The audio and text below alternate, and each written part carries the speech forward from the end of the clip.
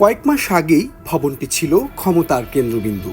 দুপাশ ঘেরাও করে সামনের সড়কে যান চলাচল ছিল প্রায় বন্ধ।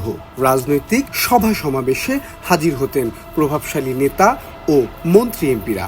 নেতাকর্মীদের পদচারণায় মুখর হয়ে থাকত ভবনটি।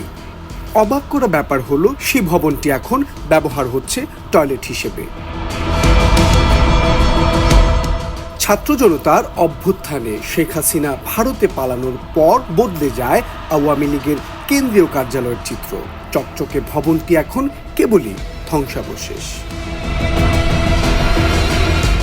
পথচারী এবং ফুটপাতের ব্যবসায়ীরা টয়লেট হিসেবে ব্যবহার করছেন ভবনটির নিচতলা, আর ওপরের দরজা জানালাহীন কক্ষগুলোতে অবাধে যাতায়াত করছে ভবঘুরে ও মাদক সেবীরা। রাত হলেই চলে মাদক সেবন সহ নানা অনৈতিক কর্মকাণ্ড। দীর্ঘ সময় পরিত্যক্ত রয়েছে আওয়ামী লীগের এই রাজনৈতিক কার্যালয়টি।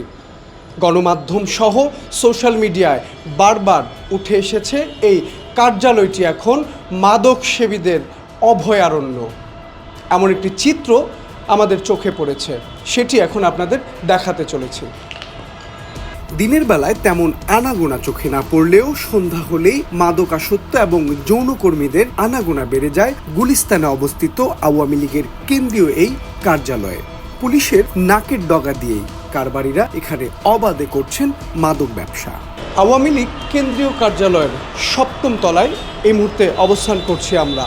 যে বিষয়টি আমাদের সামনে চলে এসেছে, একেবারেই নিজ বাসস্থানের মতো করে বানিয়ে নিয়েছে মাদক সেবীর এই জায়গাটি, এবং এখানটিতেই কিন্তু তারা বসে মাদক সেবন করছে প্রতিনিয়ত, যা এখন আপনাদের চোখের সামনে।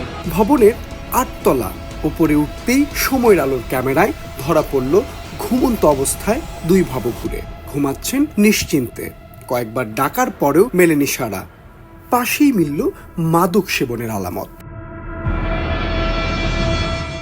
স্থানীয় ব্যবসায়ীরা বলছেন, কার্যালয়ের চারপাশে ছড়িয়ে পড়ছে দুর্গন্ধ।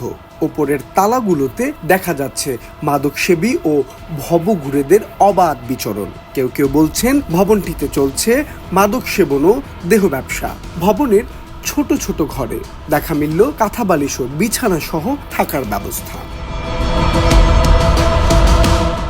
রাজনৈতিক বিশ্লেষকরা বলছেন, এটি শুধু একটি ভবনের পতন নয়, বরং দীর্ঘদিনের একদলীয় আধিপত্যের পর সাধারণ মানুষের ক্ষোভ, হতাশা ও বঞ্চনার প্রতীকী প্রতিফলন। মাহবুব আলম শ্রাবণ, সময়ের আলো, ঢাকা।